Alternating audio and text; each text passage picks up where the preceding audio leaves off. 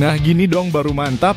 Pasti berkat kalian juga nih yang sering kritik pedas AFC dan Bahrain di kolom komentar channel ini. Kali ini AFC beri sinyal tolak permintaan Bahrain untuk pindah lokasi saat lawan timnas Indonesia. Kira-kira kenapa ya? Semangat coach! Sintayong beri pesan jelang lawan laga Indonesia lawan Jepang dan Arab Saudi. Kira-kira apa ya pesan Sintayong? Wow, kabar yang ditunggu-tunggu fans Garuda. Sembuh dari cederanya. Ini nasib Justin Hubner di laga lawan Jepang dan Arab Saudi. Apakah Hubner dipanggil Sintayong? Begini penjelasan lengkapnya. Wah. Kebanjiran pemain top. Erick Thohir akui banyak pemain diaspora yang ingin bergabung dengan timnas Indonesia. Kira-kira apa ya alasan mereka mau gabung timnas Indonesia? Saksikan beritanya hingga selesai.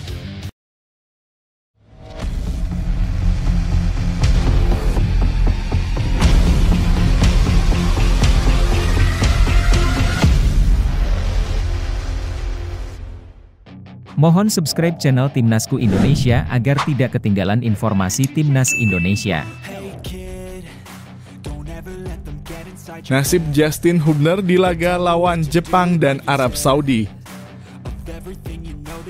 Pertarungan timnas Indonesia melawan Jepang dan Arab Saudi pada 15 dan 19 November 2024 mendatang di Stadion Utama Gelora Bung Karno SUGBK, Senayan, Jakarta Pusat, membawa harapan besar bagi para pendukung.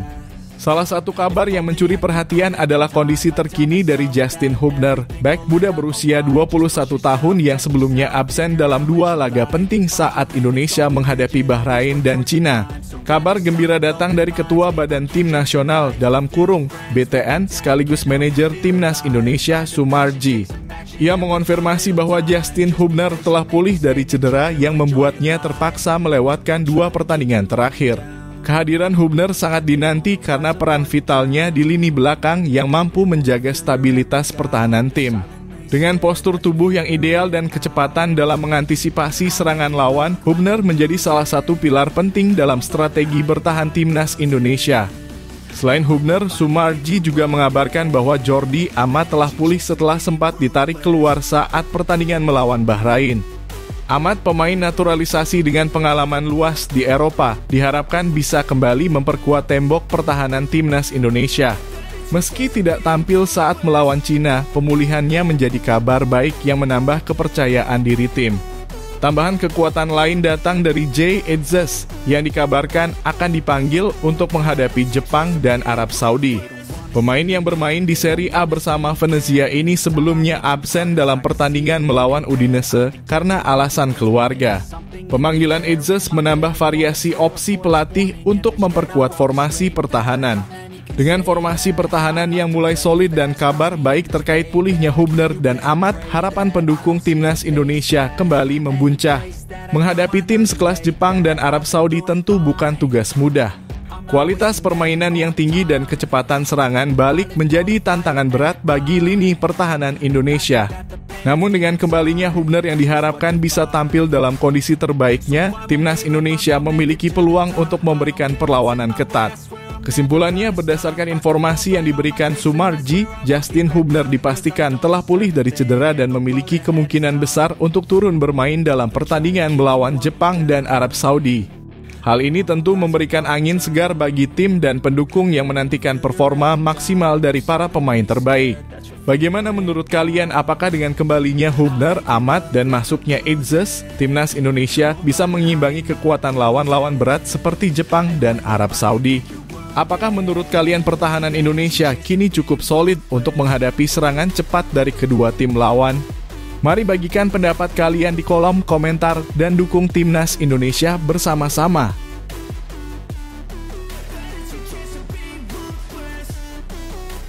Pesan Sintayong jelang laga Indonesia lawan Jepang dan Arab Saudi. Sintayong, pelatih kepala timnas Indonesia, memberikan pesan penuh semangat kepada para pemain jelang laga penting melawan Jepang dan Arab Saudi dalam lanjutan grup C babak ketiga kualifikasi Piala Dunia 2026 zona Asia. Dua pertandingan ini akan berlangsung di Stadion Utama Gelora Bung Karno (SUGBK) Jakarta yang dipenuhi oleh harapan dan dukungan ribuan supporter Garuda yang setia. Pertemuan pertama pada 15 November mendatang akan mempertemukan Indonesia dengan Jepang, tim tangguh yang belum terkalahkan di grup ini dengan koleksi 3 kemenangan dan 1 hasil imbang. Sementara itu, 4 hari kemudian Indonesia akan menjamu Arab Saudi, tim peringkat kedua yang juga mengincar kemenangan untuk menjaga peluang lolos ke babak selanjutnya. Dua laga kandang ini akan menjadi penentu nasib skuad Garuda dalam perjalanannya menuju Piala Dunia 2026. Shin Tae-yong menyadari betapa besar tantangan yang dihadapi timnya. Jadwal November 2024 ini sangat sulit karena Jepang, tim terkuat di grup kami, akan menjadi lawan.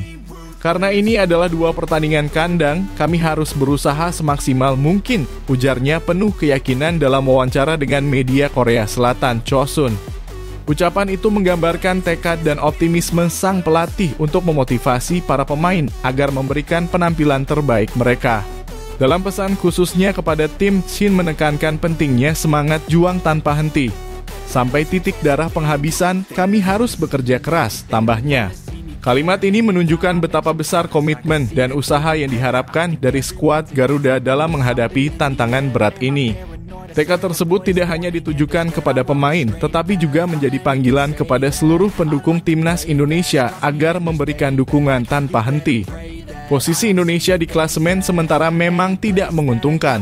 Skuad Garuda saat ini berada di peringkat kelima dengan hanya 3 poin, unggul selisih gol dari Cina yang berada di dasar klasemen. Sebaliknya, Jepang memimpin dengan 10 poin, sementara Arab Saudi menguntit di posisi kedua dengan 5 poin. Untuk tetap menjaga asa lolos, Indonesia setidaknya harus mendapatkan 4 poin dari 2 laga tersebut. Dukungan dari supporter Indonesia sangat diharapkan dalam 2 laga penting ini. Dengan atmosfer penuh semangat di SUGBK, Shin Tae-yong berharap para pemain bisa merasakan dorongan moral yang luar biasa. Kami butuh energi dari supporter untuk menghadapi Jepang dan Arab Saudi. Dukungan Anda adalah kekuatan tambahan bagi kami, ungkapnya. Kini pertanyaannya adalah mampukah skuad Garuda menjawab tantangan besar ini dengan menunjukkan performa gemilang di hadapan publik sendiri? Akankah dukungan ribuan supporter di stadion menjadi pemantik semangat untuk meraih hasil positif? Yuk berikan dukungan dan semangat kalian di kolom komentar. Apakah kalian optimis Indonesia bisa mengejutkan Jepang dan Arab Saudi? Tunjukkan rasa cinta kalian pada timnas Garuda dan mari kita bersama-sama mendukung perjuangan mereka.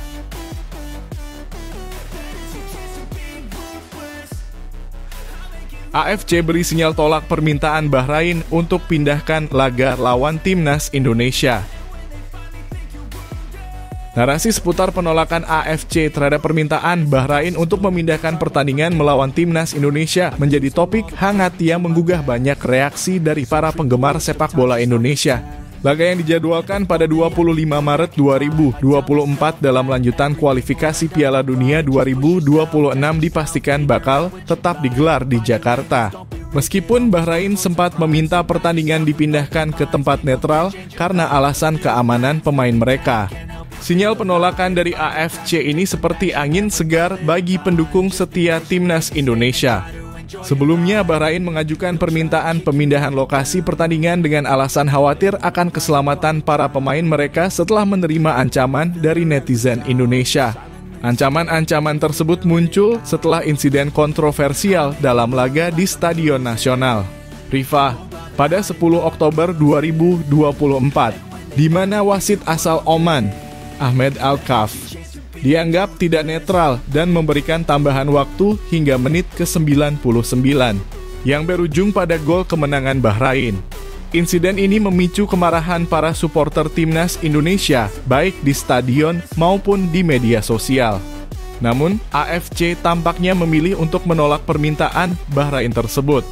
Mereka malah mengingatkan PSSI dan supporter Indonesia untuk menjadi tuan rumah yang baik dalam 2 pertandingan besar melawan Jepang dan Arab Saudi pada 15 dan 19 November 2024 di Stadion Utama Gelora Bung Karno SUGBK, Jakarta.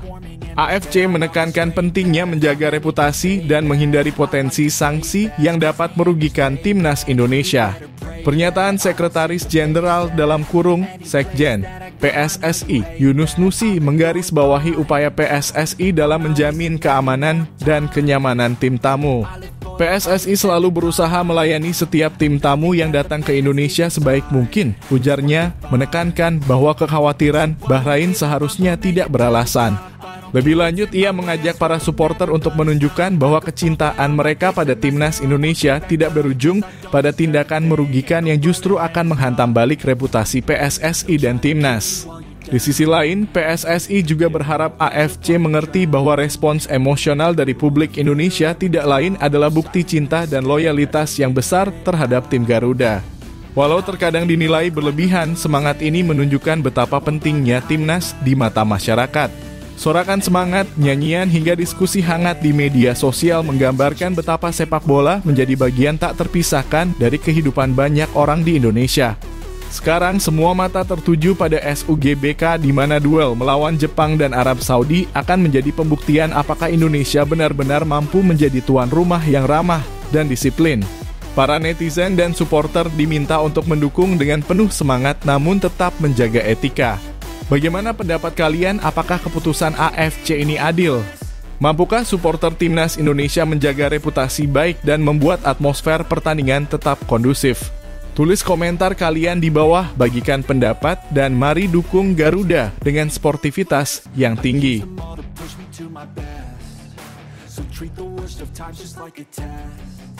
Erick Thohir akui, banyak pemain diaspora yang tertarik bergabung dengan timnas Indonesia. Kabar menggembirakan datang dari Ketua Umum PSSI, Erick Thohir, yang menyebut bahwa semakin banyak pemain diaspora yang menunjukkan minat untuk bergabung dengan timnas Indonesia. Pernyataan ini menyusul perkembangan terkait naturalisasi Kevin Dix, pemain keturunan Indonesia yang kini dalam proses dipercepat oleh Komisi 10 DPR RI. Permintaan Erick Thohir agar proses ini dipercepat tak lepas dari keinginan PSSI untuk membuka pintu bagi lebih banyak pemain diaspora di Eropa yang siap menguatkan tim Garuda. Erick menegaskan bahwa langkah ini penting agar Indonesia tidak kehilangan momentum dalam merekrut pemain-pemain berkualitas. Saya minta dukungan dari Komisi 10 DPR, banyak pemain diaspora yang ingin bergabung, ujarnya. Mantan Presiden Inter Milan itu optimis bahwa setelah Kevin Dix, pemain diaspora lain akan lebih termotivasi dan terbuka untuk memperkuat timnas. Selain Dix, ada beberapa nama lain yang dikabarkan sedang dalam radar PSSI.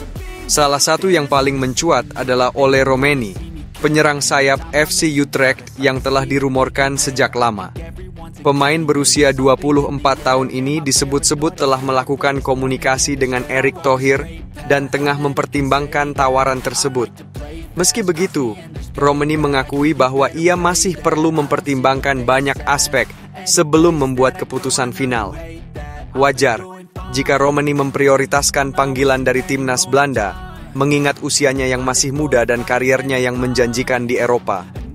Di balik rumor ini, para supporter timnas Indonesia tak pernah lelah menyuarakan dukungan mereka. Media sosial Romeni kerap dipenuhi komentar positif yang mendorongnya untuk memilih Indonesia. Mereka menilai bahwa bergabung dengan tim Garuda akan memberikan Romeni kesempatan istimewa menjadi bagian dari perjalanan kebangkitan sepak bola Indonesia yang kini dipimpin oleh pelatih Korea Selatan yang berpengalaman. Namun selain Romeni, penggemar juga bertanya-tanya siapa lagi pemain diaspora yang mungkin merapat. Rumor tentang Mads Hilgers, pemain bertahan yang juga sudah lama diincar PSSI, kini kembali mencuat. Jika Hilgers dan Dix benar-benar bergabung, maka kekuatan pertahanan dan serangan timnas Indonesia akan semakin solid. Hal ini tak hanya membawa dampak positif bagi skuad, tetapi juga meningkatkan optimisme supporter dalam menyambut laga-laga internasional. Bagaimana menurut kalian, siapa pemain diaspora lain yang seharusnya didekati oleh PSSI? Apakah Ole Romeni sebaiknya segera merapat ke timnas Indonesia atau justru menunggu peluang di Belanda? Tulis pendapat kalian di kolom komentar, karena suara kalian adalah bagian penting dari semangat yang mendukung timnas kita.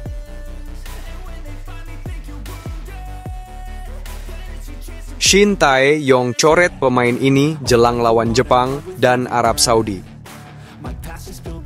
Menjelang laga panas melawan Jepang di kualifikasi Piala Dunia 2026, Timnas Indonesia menghadapi tantangan besar.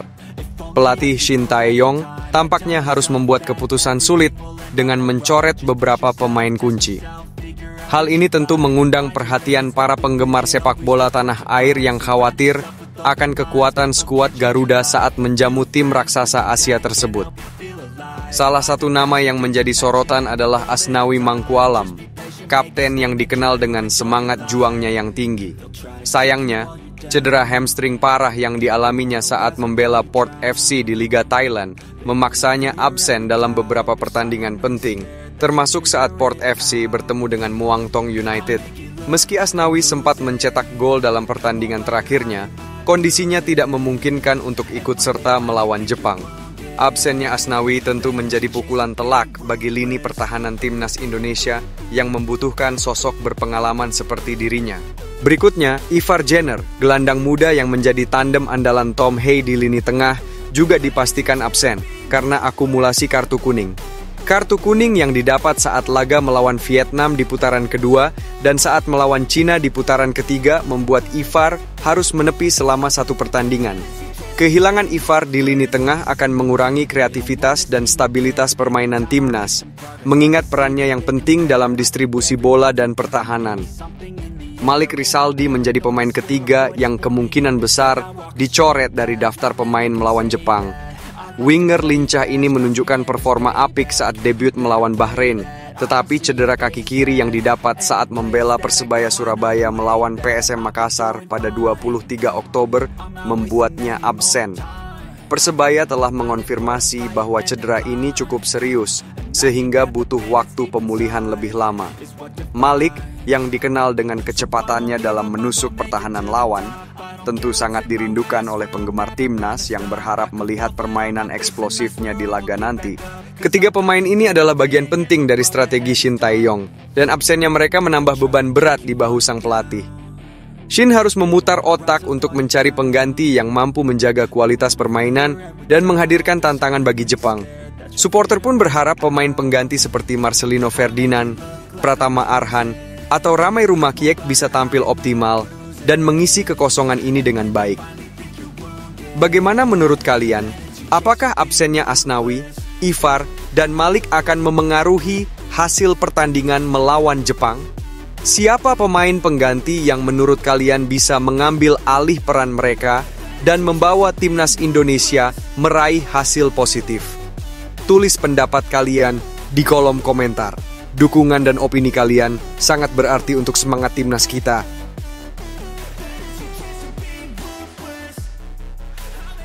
Permintaan netizen usai Shin Tae-yong pimpin Timnas Indonesia di Piala AFF 2024. Keputusan PSSI untuk tetap mempertahankan Shin Tae-yong sebagai pelatih Timnas Indonesia di Piala AFF 2024 memicu berbagai reaksi dan harapan dari netizen. Ajang yang akan berlangsung mulai 8 Desember 2024 hingga 5 Januari 2025 ini dianggap sebagai kesempatan besar bagi skuad Garuda untuk membuktikan diri dan meraih trofi yang selama ini dinanti. Pengumuman ini membuat para pecinta sepak bola Indonesia merasa lega, mengingat sebelumnya ada ketidakpastian tentang siapa yang akan memimpin tim dalam kompetisi regional tersebut. Kepastian Shin Tae-yong tetap memimpin timnas ini juga memicu banyak permintaan dari netizen. Mereka berharap pelatih asal Korea Selatan ini mampu memanfaatkan momentum dan memilih strategi terbaik. Salah satu permintaan yang banyak disuarakan adalah penggunaan pemain lokal dan muda dalam skuad, mengingat Piala AFF bukan bagian dari kalender resmi FIFA. Artinya, klub-klub Eropa kemungkinan besar tidak akan memberikan izin bagi pemain diaspora untuk bergabung. Coach, kita mainkan talenta muda saja. Jangan pakai pemain diaspora yang tidak bisa turun. Ini ajang yang pas buat mengasah kemampuan pemain lokal. Tulis akun @adityasaputra21. Tidak hanya itu, penggemar juga berharap agar Shin Tae-yong bisa membawa pulang trofi juara yang selama ini belum pernah diraih Timnas Indonesia. Coach, Kami percaya Anda punya kemampuan untuk mengantarkan Garuda juara di Piala AFF. Bawa pulang trofi itu ke tanah air. Kami sudah menunggu terlalu lama, ungkap akun Edian Pratama dalam komentarnya di media sosial. Harapan ini tentu bukan tanpa alasan, mengingat Shin telah membawa timnas Indonesia meraih peningkatan signifikan di berbagai kompetisi internasional dalam beberapa tahun terakhir. Namun, ada juga netizen yang khawatir akan cedera yang bisa dialami pemain jika mereka dipaksa tampil di turnamen ini. Mengingat jadwal Piala AFF yang tidak masuk kalender FIFA, para pemain andalan di liga-liga Eropa dan Asia bisa saja menolak atau tidak diizinkan klubnya untuk bermain. Hati-hati coach, jangan sampai pemain andalan cedera karena AFF ini. Prioritaskan mereka untuk kualifikasi Piala Dunia dan turnamen resmi lainnya, tulis Atrahmat Hidayat. Dengan berbagai pendapat yang mengemuka, Shin Tae-yong tentu dihadapkan pada keputusan sulit terkait komposisi pemain yang akan dibawanya. Apakah ia akan memprioritaskan pemain muda lokal untuk menjaga kondisi pemain utama di ajang yang lebih penting? Atau akan mencoba menghadirkan keseimbangan antara pengalaman dan potensi? Bagaimana menurut kalian? Apakah langkah Shin Tae-yong memimpin timnas di Piala AFF 2024 ini akan membuahkan hasil? Siapa saja pemain yang menurut kalian layak masuk dalam skuad? Berikan pendapat kalian di kolom komentar. Dan mari kita dukung timnas Indonesia bersama-sama.